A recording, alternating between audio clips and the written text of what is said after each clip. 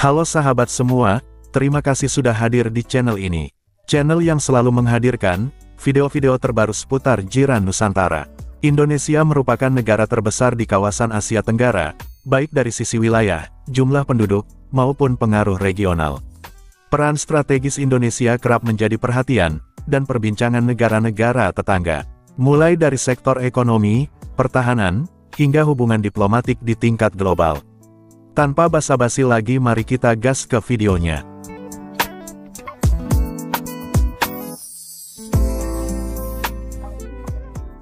Kebenaran diberikan oleh PBB. Menurut Timbalan Menteri Pertahanan Adli Zahari, pandangan warga Palestin akan diambil kira jika ingin menempatkan pasukan pengaman dari negara luar ke Palestin. Kita hanya menunggu lampu hijau daripada pihak PBB, kerana Malaysia memang sentiasa memberikan komitmen kita kalau ada keperluan. For health and construction related tasks in a planned peacekeeping mission in Gaza. The country, which is the world's most populous Muslim nation, is part of discussions with the United States alongside Azerbaijan, Egypt and Qatar for a multinational stabilization force. A draft proposal from Washington outlines plans for the force to demilitarize Gaza, secure its borders, protect civilians and support humanitarian aid.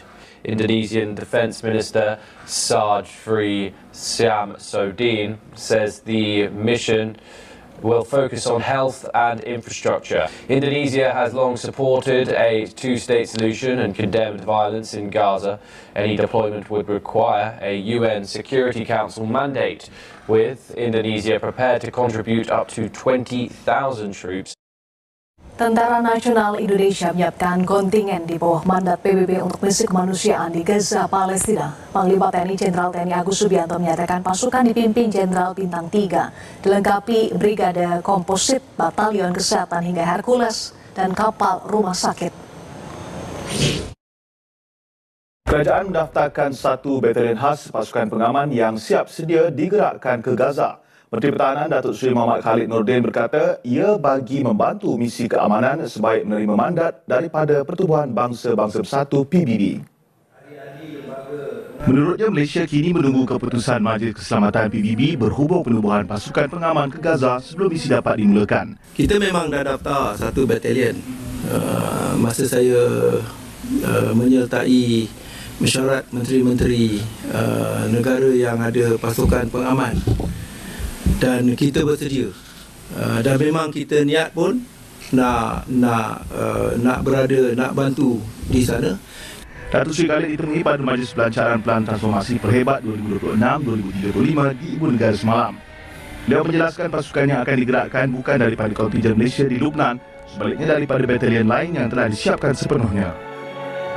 Malaysia akan pertimbang jika ditawar untuk menyertai pasukan penstabilan antarabangsa ataupun ISF di Gaza, Palestin, kata Menteri Luar Datuk Seri Muhammad Hassan. Datuk Seri Muhammad Hassan berkata, ISF bukanlah misi pengaman tradisional di bawah panji Pertubuhan Bangsa-Bangsa Bersatu PBB. Sebaliknya, sebuah pasukan penstabilan dengan mandat operasi berbeza supaya menjaga keamanan di wilayah Gaza. Semoga berita ini bagus untuk Malaysia yang ingin membantu saudara mara kita di Gaza.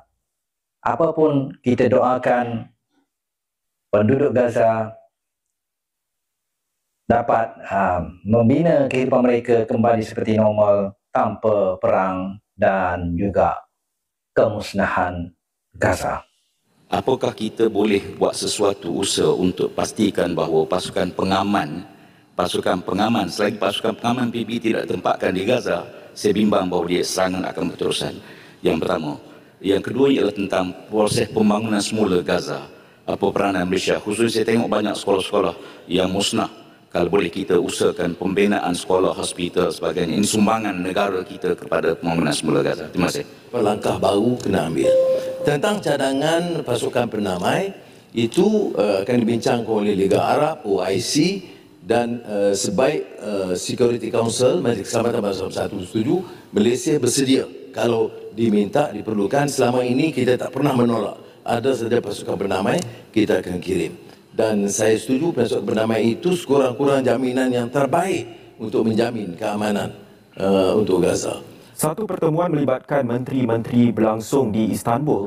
Pertemuan melibatkan menteri dari Turki, Qatar, Emirat Arab Bersatu, Arab Saudi, Jordan, Pakistan serta Indonesia. Pimpinan antarabangsa ialah untuk mencari keamanan bagi konflik di Gaza. Dan persidangan pada kali ini memang begitu besar dan luar biasalah, menyaksikan kehadiran begitu ramai sekali presiden-presiden, Perdana Menteri dan juga ketua-ketua negara yang terlibat dalam mencari usaha bagi menyelesaikan pelan damai ini. Termasuklah Presiden Indonesia iaitu Prabowo. Mereka semua dijemput, tuan-tuan dan bos sekalian, termasuklah beberapa orang wakil-wakil kerajaan.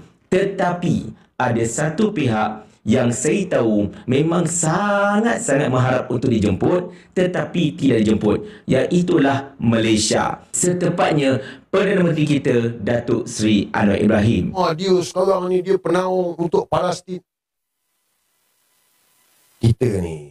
Kita ni manusia ni, kita ada akal.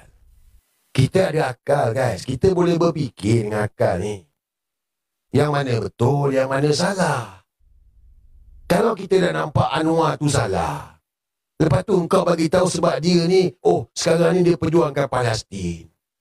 And then kau halalkan benda yang salah. Tak betul lah tu, mangkuk. Tak pernah berlaku lagi. Engkau tak boleh kompromi. Isu kewarganegaraan hancur. Ni, minum arak ni, program kerajaan ni. Negara Islam lah ni. Tapi orang nak minum arak, minum lah. Kita tak kacau. Ada kacau ke? Tapi ni program kerajaan. Kenapa engkau mencabar? Tapi apa Anwar buat? Tak berani. Takut. Sebab apa takut? Takut hilang sokongan. Itu je. So, nak harap Anwar Ibrahim? Kau nak harap dekat dia ke? Bertaubatlah guys. Taubat. Masih tak nampak lagi Anwar Ibrahim. Anwar Ibrahim ni, dia sekarang ni. Nak menghalalkan kedatangan Trump. Engkau tak nampak? Engkau ramai ni. Ramai. Tapi bila Anwar cerita pasal Trump, engkau tak nampak. Engkau rasa tak ada apa-apa.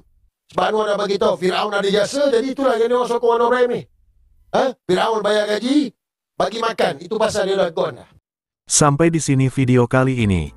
Terima kasih sudah menonton video ini sampai akhir.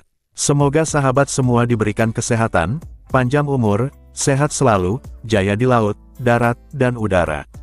Dukung terus channel ini, dan nantikan video-video terbaru lainnya. Sampai jumpa di video berikutnya.